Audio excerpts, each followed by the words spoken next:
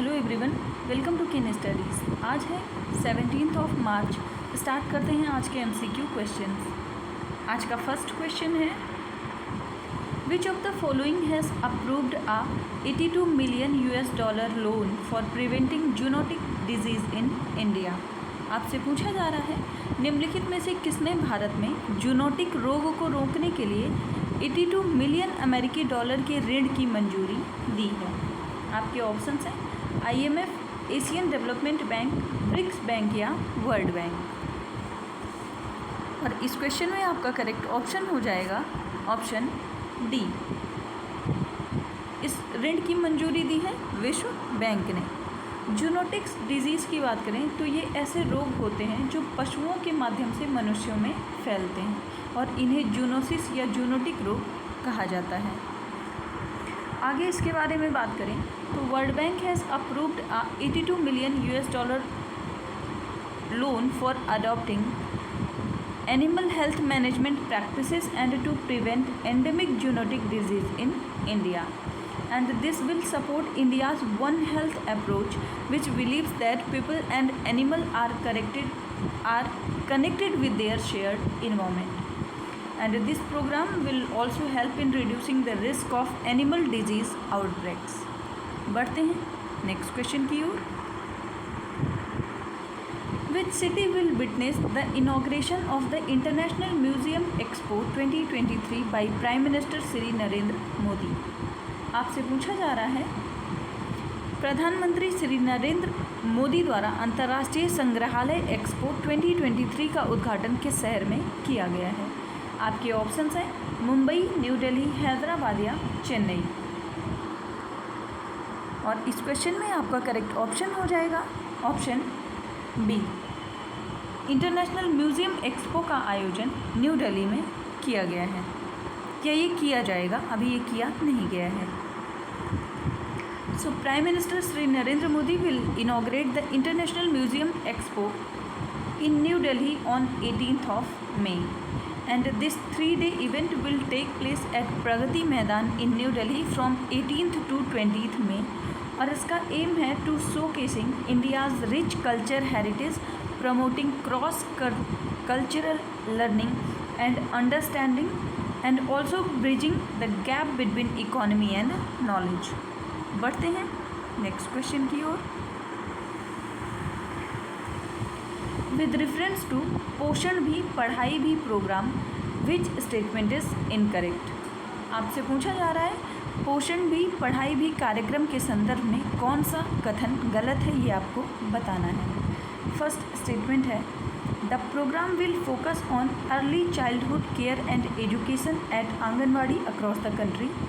Second, the ECCE program will prioritize education in the mother tongue, aligning with the principles of new education policy. And third, the Department of Women and Child Development will provide training for anganwadi workers. आपसे incorrect statement पूछा गया है और आपका option हो जाएगा option D. बाकी आपका फर्स्ट और सेकेंड स्टेटमेंट सही है। So the National Institute of Public Cooperation and Child Development will provide training for anganwadi workers. और इस प्रोग्राम का ऑब्जेक्टिव है to transform anganwadi centres into not just a nutrition hub but also education imparting centres. Ministry has allocated 600 crore for the training of anganwadi workers to effectively implement ECCE। बढ़ते हैं next question की ओर। Name the personality who has recently became first Indian global ambassador of Gucci। आपसे पूछा जा रहा है, उस व्यक्ति का नाम बताइए जो हाल ही में गुची का पहला भारतीय वैश्विक राजदूत बने हैं। आपके ऑप्शंस हैं प्रियंका चोपड़ा, दीपिका पादुकोण, कैटरीना कैफ या आलिया भट्ट। और इस क्वेश्चन में आपका करेक्ट ऑप्शन हो जाएगा option D.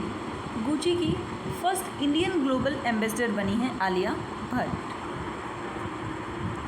So Alia Bhatt, a Bollywood actress, has been announced as the first Indian global ambassador for Gucci a high-end luxury fashion house based in Florence, Italy, and she will make her first appearance as the brand ambassador at the Gucci Cruise 2024 show, to be staged in Seoul, South Korea. बढ़ते हैं next question की ओर. Which of the following statement related to Indo-Pacific Economic Framework is are correct? आपसे पूछा जा रहा है Indo Pacific economic framework के संदर्भ में कौन सा कथन सही है, ये आपको बताना है. आपके ऑप्शंस हैं. It is a US led initiative that aims to strengthen economic partnership among India and 13 countries located in the Pacific Ocean. Second, it is a free trade agreement. Third, the members are not obligated by all the 4 pillars despite being signatories. आपसे कौन सा कथन सही है ये पूछा गया है. इस क्वेश्चन में आपका करेक्ट ऑप्शन हो जाएगा ऑप्शन बी. आपका फर्स्ट और थर्ड स्टेटमेंट सही है जबकि सेकंड स्टेटमेंट रॉन्ग है, क्योंकि इंडो पैसिफिक इकोनॉमिक फ्रेमवर्क एक फ्री ट्रेड एग्रीमेंट नहीं है.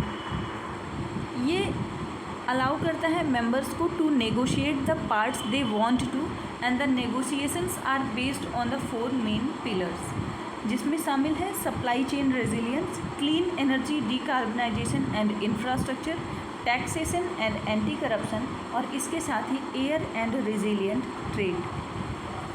भारत की बात करें तो भारत इन 4 पिलर्स में से 3 पर ही अग्री करता है, जिसमें शामिल है supply chains, tax and anti corruption and clean energy.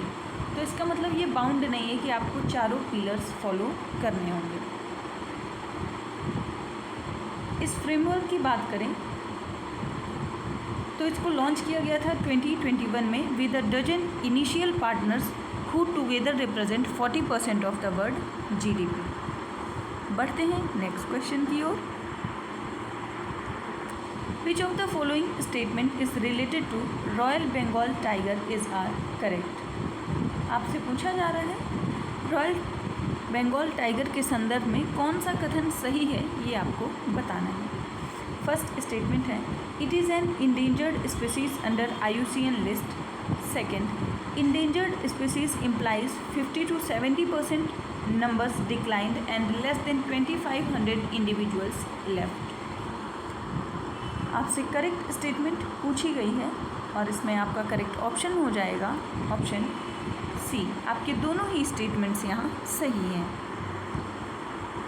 So Indian tiger, जिसको रॉयल बंगाल टाइगर भी कहते हैं, is the sub species which is found in India और इसका कंजर्वेशन स्टेटस है endanger.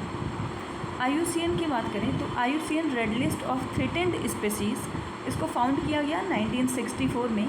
IUCN is the world's most comprehensive inventory of the global conservation status of biological species, जिसमें शामिल हैं animals, fungus and plant species. IUCN की बात करें तो IUCN is the world's main authority on the conservation of species. आज के current affair session में इतना ही. धन्यवाद.